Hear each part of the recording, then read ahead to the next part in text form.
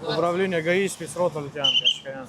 Документы ваши... Очередной рейс для этого водителя маршрутки начался не с отправления по графику, а с детальной проверки документов. На привокзальной площади в Сухуме совместный рейд Минэкономики, ГАИ и ОБЭП.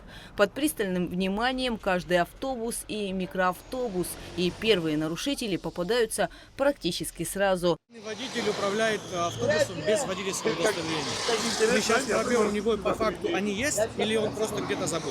По его словам, судя со слов, он их оставил в другой машине. Отсутствие лицензии и карточек учета – проблема распространенная. Однако чаще всего жители и туристы жалуются на необоснованное завышение цен.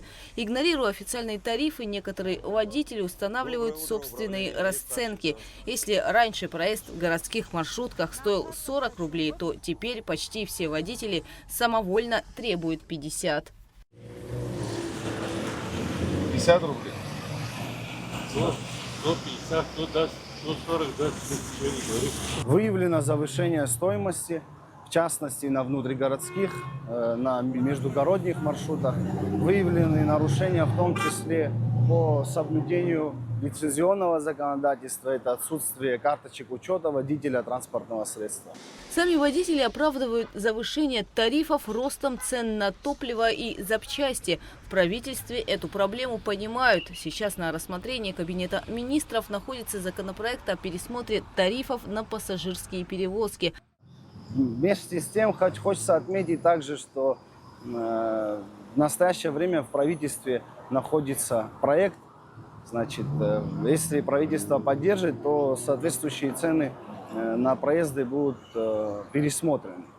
То есть действительно значительное увеличение стоимости дизельного топлива, и в настоящий момент правительство занимается вопросом пересмотра этих тарифов. Однако пока документ не принят и новые цены не утверждены законом, любые попытки брать с людей больше положенного – это правонарушение. Коллеги выписывают штрафы в зависимости от нарушения. Если это завышение стоимости, то гражданам на месте должны компенсироваться, значит, эта разница, которую они переплатили. Плюс на автотранспортное предприятие будет выписан штраф. А в отношении отсутствия лицензии выписывается штраф за незаконное предпринимательство. Рейдовые мероприятия с участием сотрудников Министерства экономики, ОБЭП и госавтоинспекции отныне будут проводиться на регулярной основе. Причем не только в столице, но и по всей республике. Гугуца Вардания, Алексей Гухава, Абхазское телевидение.